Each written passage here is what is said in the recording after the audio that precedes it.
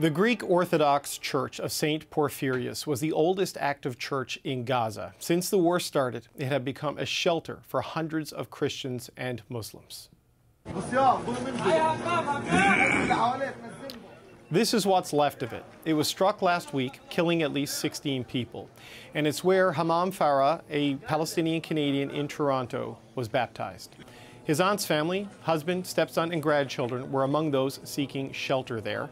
And this is Hammam's step-cousin, Suleiman.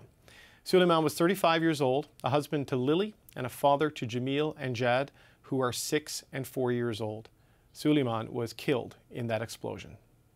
Hammam Farah joins me now. Hammam, thank you so much for your time today.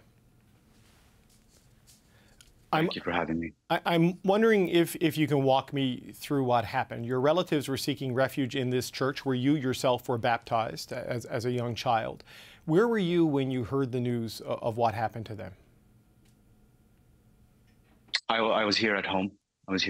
And I got the text from my mother. We were checking on them. My sister and I were checking on our family, asking my mother what's going on. And then obviously we were panicked because we heard about the church bombing. I can't remember how I heard about it. There were texts that were coming in telling me that the church got bombed, and I panicked.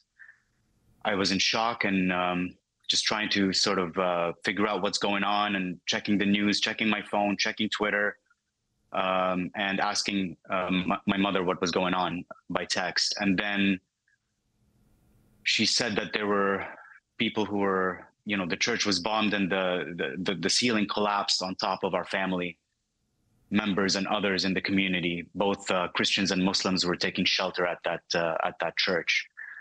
And then sometime later, we found out that, we knew that Suleiman was under the rubble and others were under the rubble too. His wife, Lily, was under the rubble also.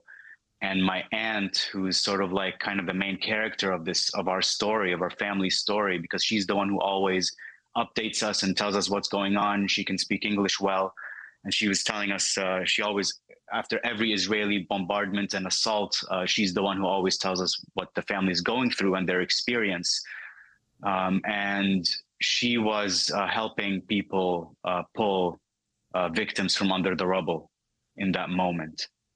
And then sometime later, my mother just texted me. She's like, Suleiman is dead. And my sister and I were just like, what? What do you mean? What the hell? And and then my sister tried to call my mother to ask her what happened.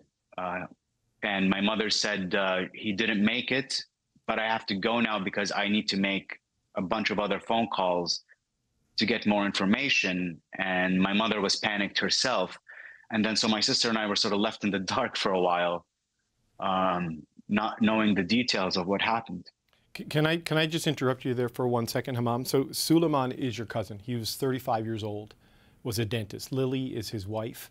And their children are Jamil, who is 6 years old, and Jad, who is 4 years old. What would you like people to know about your cousin, Suleiman?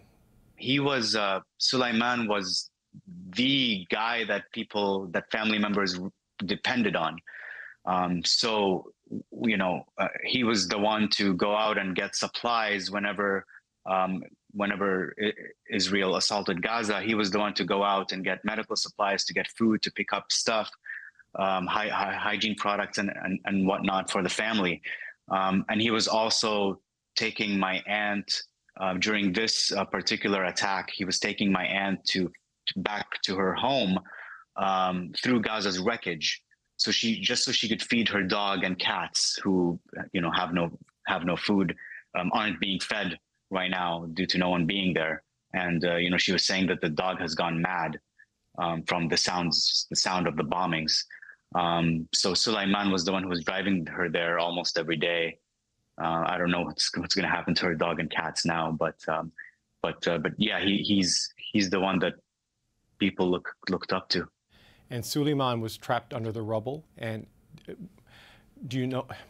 There's no delicate way to ask this. Was he killed right away? Was he trapped there? What do you know about what happened in the moments after the explosion? That's a good question. I actually don't know if he died instantly or if it took some time or if he was suffering, if he suffered. I don't know that level of detail. I assume he was killed instantly. Others, however, did suffer for a long time and still are. Lily, his wife, was under the rubble for a while. And when they pulled her out, she sustained a broken jaw and a broken back and a broken hip. And she was unconscious for a while. And then when she woke up, they told her what happened to Sulaiman, and she started going in and out of consciousness in agony and in both physical and emotional pain, of course. And now they don't have, she recently just woke up out of unconsciousness, maybe today or yesterday. And she's in a lot of pain, and they don't have the medical equipment to be able to operate. And they don't even know exactly where the broken parts are in her bones. So the broken back. And any slight movement she makes causes her a lot of pain. So do they know at this point, and I'm sorry for interrupting you, I thought you were done there, with the broken back, whether she'll be able to walk again? Do you know? Do they know? That's a good question. No, I don't think they know. That was actually my question that I've been asking. Like, is she going to walk again? That's my number one fear, is that she won't be able to walk again. And she has these two boys that have now lost their father, and they don't know what's going to happen to their mother. Their school's been destroyed. I don't know if their friends are even alive. It's going to be very hard. Lily is in hospital, Al Ali Hospital, as I understand it, which is the hospital that made news because of the explosion in the parking lot. The boys, Jamil and Jad, where are they right now? They're with their grandfathers, I believe, at the Catholic Church. So they're taking refuge in a second church, right? Exactly. They had to be moved because the room that collapsed is obviously that's gone now. But there isn't any room for them in the other rooms of the Orthodox Church of St. Porphyrios. So they had to be moved to another church, which is in the same neighborhood. The Catholic Church is there too. So now they're taking shelter there. Yeah, and the churches or that neighborhood, it's called the Olive Neighborhood, and it's got another threat by the Israeli military that it would be bombed if they don't move everybody south. And that threat was actually on Facebook, on the Israeli military spokesperson's, the digital spokesperson's Facebook page. I took a screenshot of the threat. It's quite eerie and disturbing, kind of post-apocalyptic to hear him talk like that. Yeah. I'm sure you've seen the news about the dire situation a lot of the hospitals and a lot of the shelters are in because of the lack of supplies getting in, the lack of fuel, and the possibility that critical medical equipment just may not be able to function once those supplies run out in the hospitals. When you look at everything that's already happened and you look at that situation, I mean, how are your family reacting to what's happening to your family in Gaza? No, we're scared. Obviously, we don't know it's precarious, the situation, and we're terrified for our family's safety.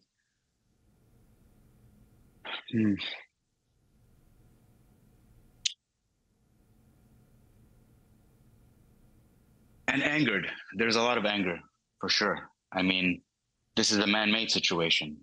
This is a genocide unfolding on our TV screens and our phones. We're watching it live on our phones.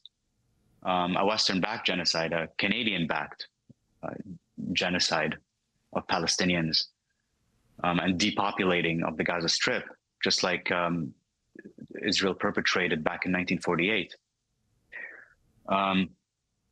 So we're afraid, and we're afraid that if people leave, they may never allowed to be able to return home.